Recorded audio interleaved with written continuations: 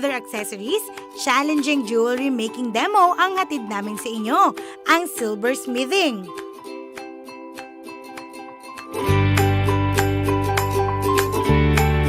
Silversmithing is bending, forming, and shaping silver to create jewelry that is uniquely your own. It requires the skilled use of hand tools like different types of hammers, hence the word smith, which means to hit or to strike.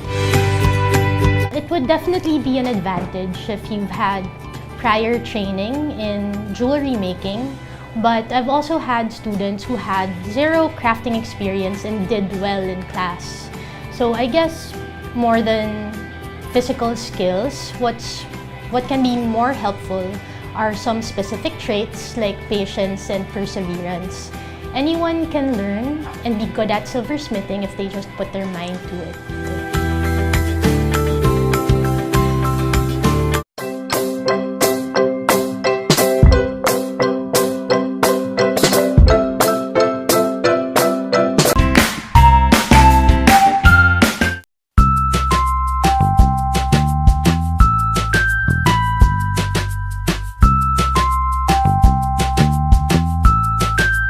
Kasama pa rin ang ating silversmithing expert, simulan na natin ang paglikha. Okay, so yung main material natin for silversmithing is a 22 gauge silver sheet. Ngayon, yung ibig sabihin ng gauge ay yung thickness. So as you go up, that's thinner, yung mga 28, 26 gauge. And as you go down, yun naman yung mas makapal, yung mga 18 gauge, 20 gauge. Ngayon, yung 22 gauge, ito yung perfect thickness for beginners. Hindi siya masyadong matigas at hindi rin siya masyadong malambot. Naggupit na ako ng sheet according to my ring size and the width I want for my ring. So yung unang project today is a hammered silver ring. What I want to do next is to bend this to make both ends meet, forming a ring.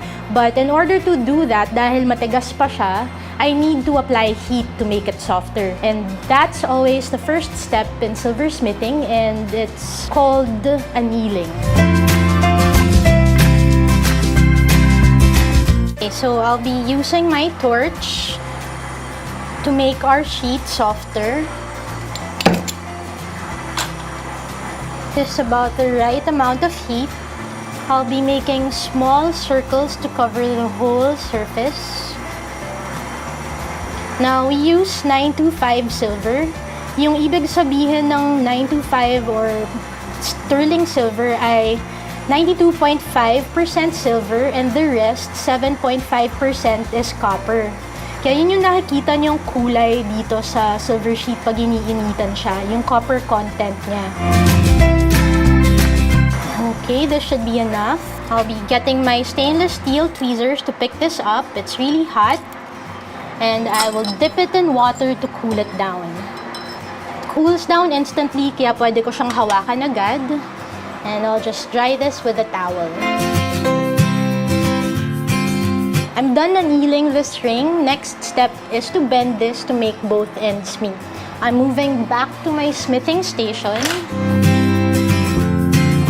So ngayon, makikita nyo na mas malambot na yung sheet natin. I'm not making a perfect round ring shape yet. What I'm making is a D shape to make both ends leveled. Takes a while to get the perfect fit. Okay? So, dapat ganito yung itsura niya, walang gap sa gitna, at sa side ay leveled siya.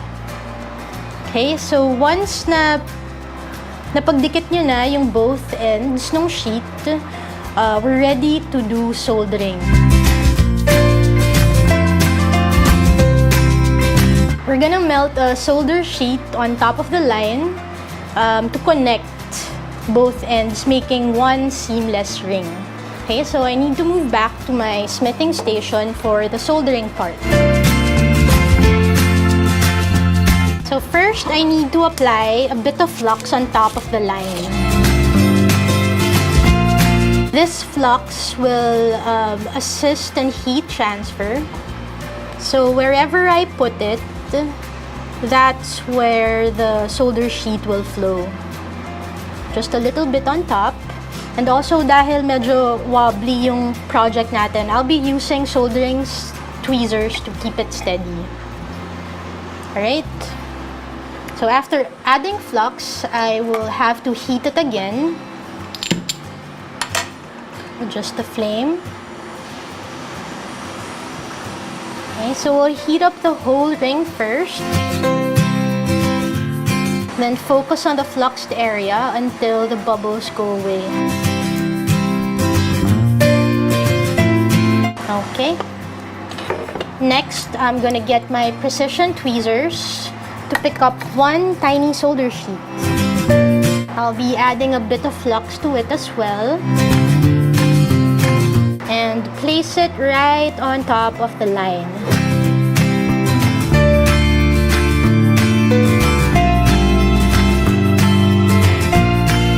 Before I start my torch, lalagay ko lang yung isa pang stainless steel tweezers dito sa kaliwa ko, just in case sumayaw yung solder kapag dinaanan na siya ng apoy. Kailangan nasa ibabaw siya mismo nung line para ma-connect yung both ends.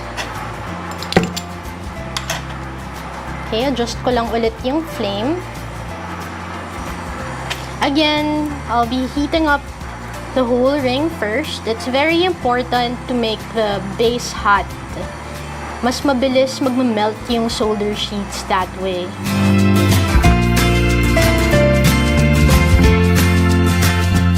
Okay, medyo sumasayaw to. So, okay. Okay, we're good. Water again. And dry it. So ngayon, yung ring natin, completely black na siya, madumi siya. Kailangan na natin siyang linisin para lumabas ulit yung silver. So I'll be preparing a pickle solution.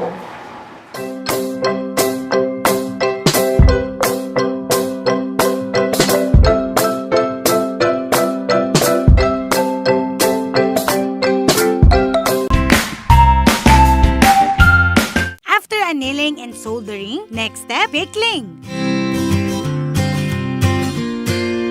This is what's gonna clean our ring. A pickle solution is just water placed inside a rice cooker because it needs to be warm. So this is about 2 cups of water. So for every cup of water, we add a teaspoon of pickle salt.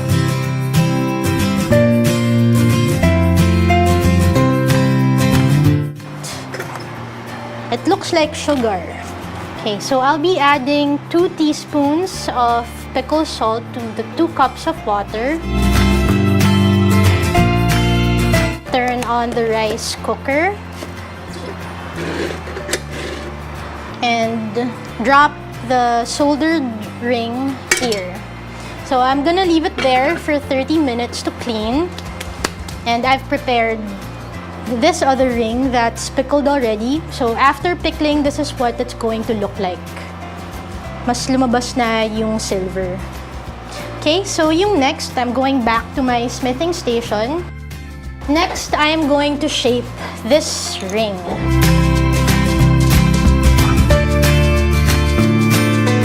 I'll be using a ring mandrel. Pull down. And a rubber mallet. This one.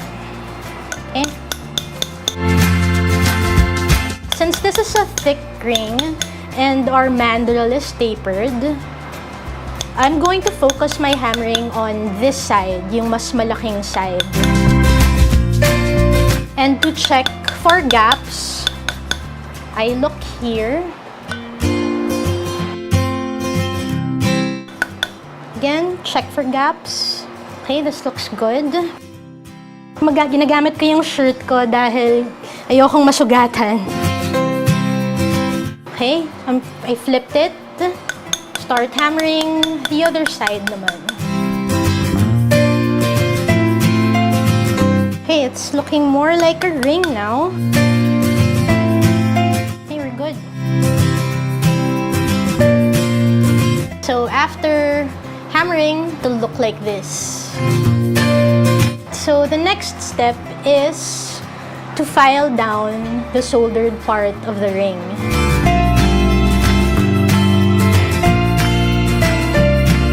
Let's make this smoother, the outside and the inside, to make our ring look seamless, like one piece of silver lang. Okay, so I need to get my mask to prevent from inhaling silver dust.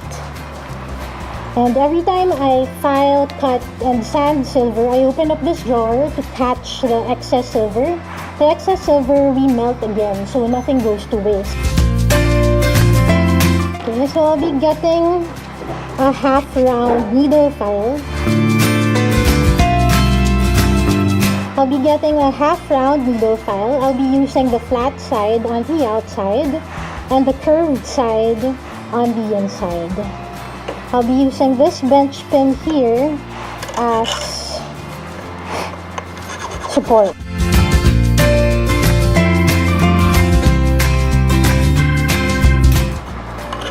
This has to look perfectly flat.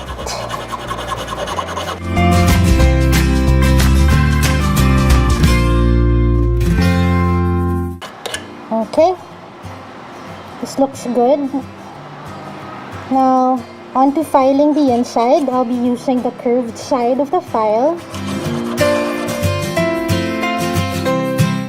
My goal here is to not see the line.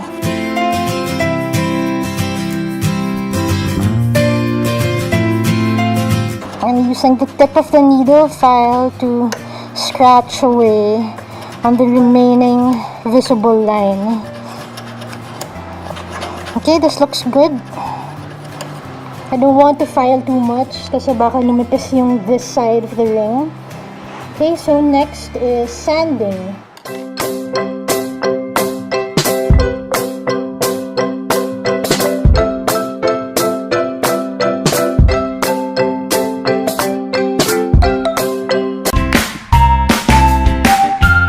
Matapos nating malinis at mapakinis ang silver ring, sunod naman ang sanding.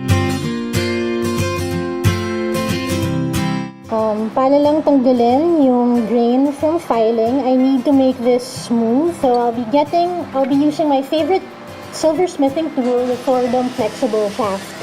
Now you can do a lot with this tool, with this equipment. So you can sand, you can attach different drill bits to drill holes, and you can also polish.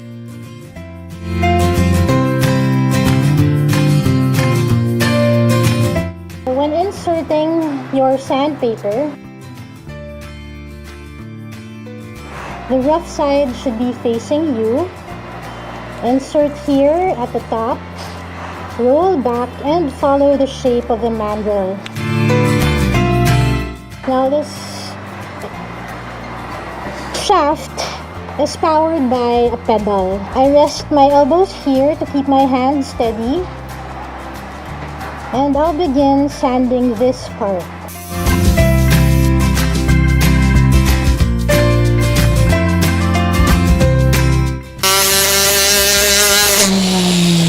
So now if you still see some solder that you can't get away from sanding, go back to filing. I can still see some potholes here.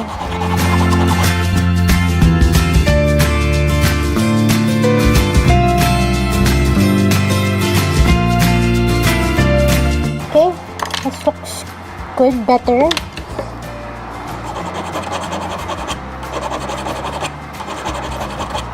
Okay, back to sanding.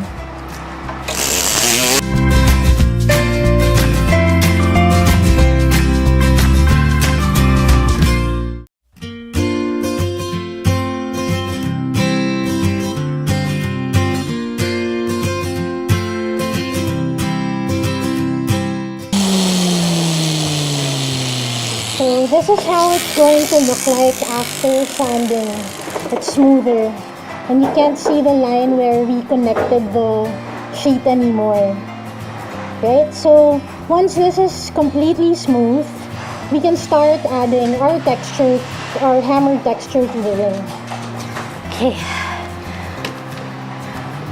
So I'll get my ring mandrel again and my chasing hammer. I'll be using the rounded side to create the texture.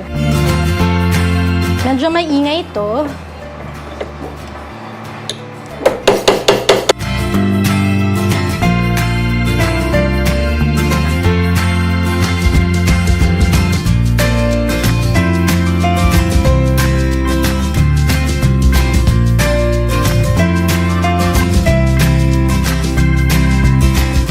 So that's how you add texture.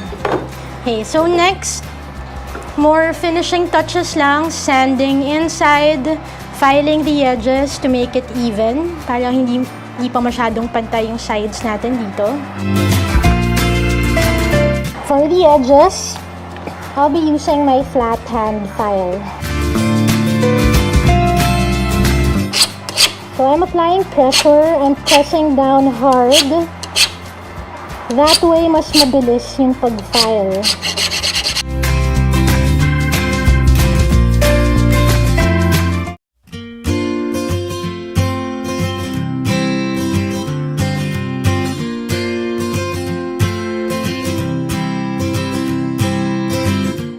Right, so our next step is to sand the inside, the edges, and then one last step na lang, polishing. Using a new sheet of sandpaper. Again, rough side should be facing you. Otherwise, hindi gagana yung mandrel. So for this part, medyo mas mabilis uminit yung singsing. So pag uminit siya, just stop and go back to sanding.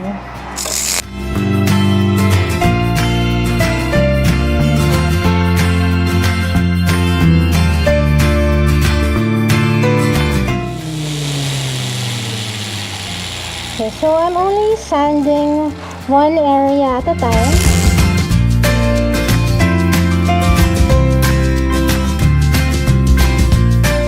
Okay, mainit na siya. Rest a while and go back.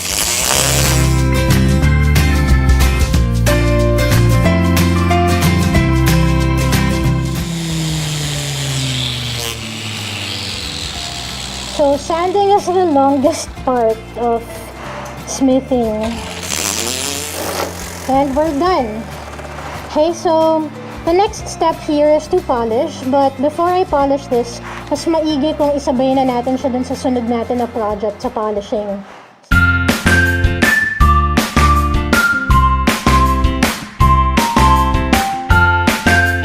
Samahan kami muli next week. Dito lang syempre sa programa kung saan hindi lang tayo magiging hands-on, sama-sama pa tayong magiging malikain.